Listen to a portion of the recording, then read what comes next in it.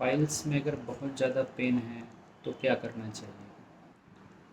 आपको खाने में दिन भर में छाछ लेना है और छाछ जो है वो खाने के लिए भी लेना है और पीने के लिए भी लेना है। जितना छाछ आप ज़्यादा लोगे वो छाछ आपकी पाइल्स के लिए अच्छा काम करेगा। छाछ लेते समय जो मक्खन अलग किया हुआ छाछ होगा वो लेना चाहिए, या आधा मक्खन निकाल कर जो छाछ बनता है वो लेना चाहिए। पाइल्स की तकलीफ़ के हिसाब से 7 दिन, 15 दिन या 30 दिन तक आप छाछ ले सकते हैं। छाछ आपके पाइल्स के मस्सों को सुखा देता है और उसको जो है बढ़ने नहीं देता। छाछ आप प्लेन छाछ भी ले सकते हैं या उसमें हिंगवाष्टक जैसी दवाइयाँ मिलाकर, या फिर अजवाइन, थोड़ा सा सेंधा नमक और उसमें थोड़ा सा जीरा, इस प्रकार से कुछ घरेलू चीज़ें मिलाकर भी आप ले सकते हैं। पाइल्स में मलावरोध होना या फिर मल को वटक जैसा होना या उसको कड़ापन आना, ये नहीं होना चाहिए। इसके लिए आपको जो है वो गुड़ के साथ घी या गुड़ जवखार के साथ घी लेना बहुत ज़रूरी है।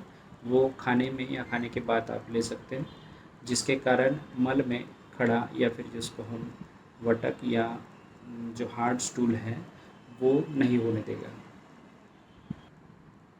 छाछ अगर ज़्यादा ले न पाए तो उस जगह पे हम देखते हैं कि जैसे कि नाचनी का पाउडर या फिर जिसके साथ बाजरे या गेहूँ ज्वार का पाउडर, इसकी लापसी भी छाछ के साथ बना के ले सकते हैं। वो भी पचने के लिए हल्की होती है, उसके कारण भी मलावरोध नहीं होता है और लैट्रिन साफ़ होती है।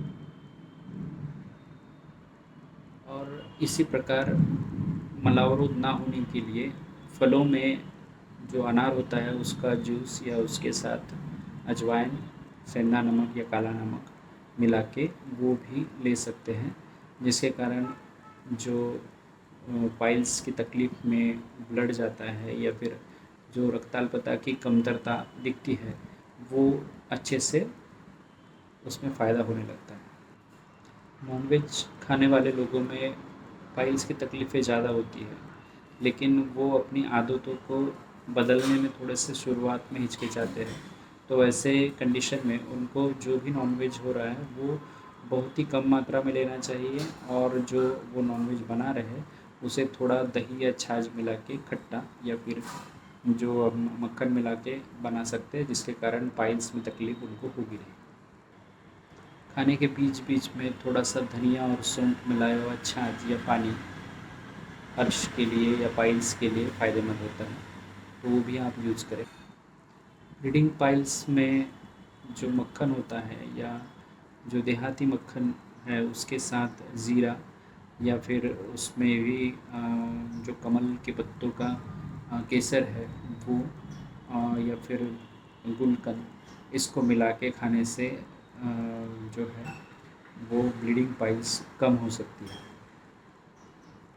ब्लीडिंग पाइल्स में और एक अच्छा नुस्खा है जो आप करके देख सकते हैं, जिसमें मक्खन और तिल का पाउडर या तिल का तेल एक साथ मिला के वो आप ले सकते हैं, जिसके कारण ल्यूब्रिकेशन अच्छा होगा और ब्लीडिंग भी आपकी कम हो जाएगी।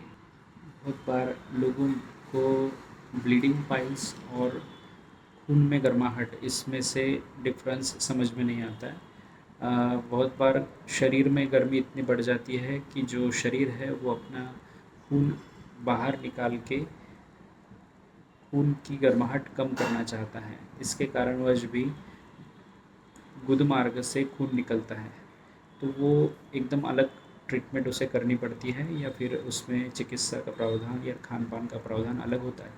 तो बहुत सारे पेशेंट में खून निकलना, इसका मतलब वो पाइल्स से ले लेते हैं, हालाँकि वहाँ पे पाइल्स की ट्रीटमेंट लागू नहीं पड़ती या खान-पान भी लागू नहीं पड़ता। वहाँ पे किसी अन्य बीमारी के कारणवश ये चीज़ें हो रही हैं, वो डायग्नोस्टिक है, उसका निदान करके उसके ऊपर ट्रीटमेंट लेनी चाहिए।